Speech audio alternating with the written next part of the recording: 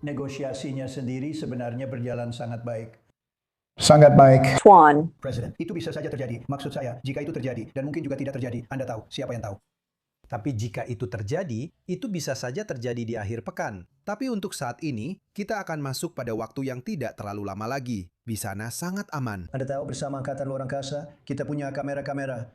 Setiap sudut dari ketiga lokasi itu diawasi setiap saat. Jika ada seseorang yang pergi ke sana, kita akan melihat persis apa yang terjadi. Dan kita akan memperbesar gambarnya sedikit lebih jauh.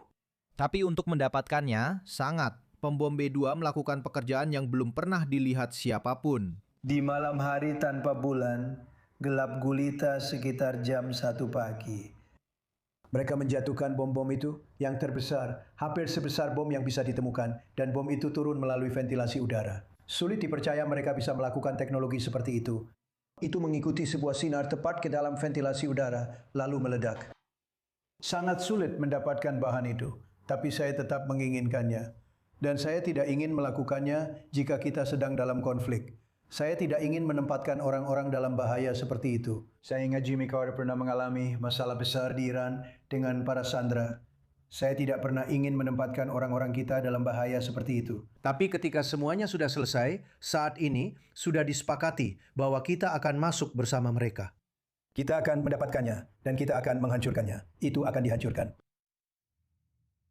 Untuk informasi lebih lanjut, sekarang kita bersama Dr. Ken Pollack, Wakil Presiden Bidang Kebijakan di Middle East Institute. Ken, ada laporan baru dari Wall Street Journal yang mengatakan bahwa garis merah Trump adalah kematian tentara Amerika. Dan kematianlah yang akan memicu dimulainya kembali perang ini. Sampai saat ini, hal itu belum terjadi selama gencatan senjata sementara ini. Tapi jika laporan ini benar, seberapa besar ruang yang dimiliki Iran untuk terus menguji pasukan Amerika Serikat?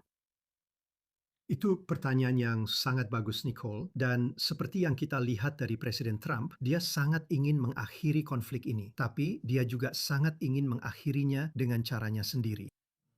Orang-orang lain berspekulasi bahwa itu adalah garis merah bagi Presiden Trump, bahwa kematian seorang warga Amerika akan membuatnya memulai kembali operasi militer. Tapi mari kita ingat bahwa meskipun itu terbukti benar, itu tidak berarti dia akan langsung mengerahkan seluruh kekuatan militer Amerika Serikat ke Iran pada saat itu.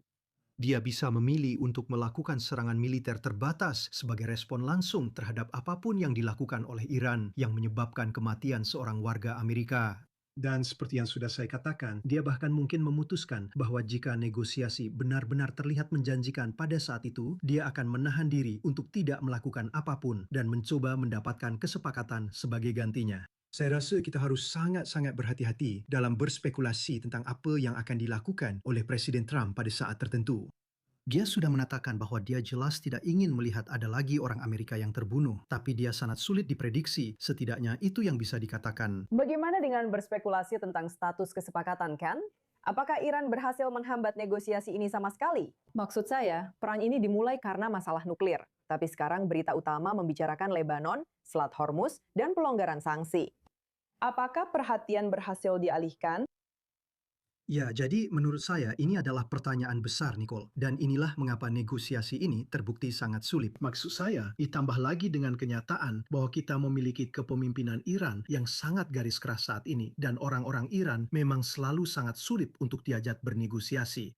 Tapi seperti yang sudah kamu tunjukkan, sekarang kita punya banyak sekali isu berbeda yang memenuhi meja perundingan. Dan kamu tahu, kesulitannya adalah mencoba mencari kompromi dari semua isu berbeda ini yang bisa diterima oleh semua pihak yang terlibat. Dan mari kita akui, ini bukan hanya antara Amerika Serikat dan Iran seperti yang kamu tahu. Ini juga melibatkan Israel. Ini juga melibatkan sekutu-sekutu teluk. Pada tingkat tertentu, ini juga melibatkan negara-negara Eropah. Semua pihak ini punya kepentingan masing-masing. Dan ada berbagai aspek dari konflik ini yang lebih bermakna bagi kelompok tertentu dibandingkan yang lain. Dan ada garis merah di sini, di sana, dan di mana-mana. Hal ini membuat negosiasi menjadi sangat rumit. Dan itulah sebabnya, sekali lagi, saya pikir ketika Anda menambahkan itu dengan fakta bahwa kita memiliki kepemimpinan Iran yang sangat garis keras, yang selalu menawar terlalu jauh, kita perlu sangat bersabar.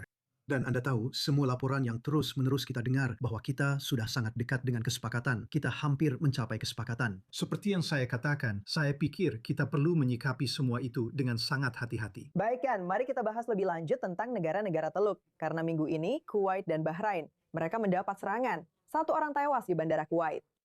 Apakah negara-negara Teluk masih mungkin menahan Washington untuk tidak melakukan eskalasi? Atau justru sebaliknya yang terjadi? Tindakan terbaru ini mendorong negara-negara Teluk untuk mengubah arah dan justru mendesak Washington agar melanjutkan aksi militer.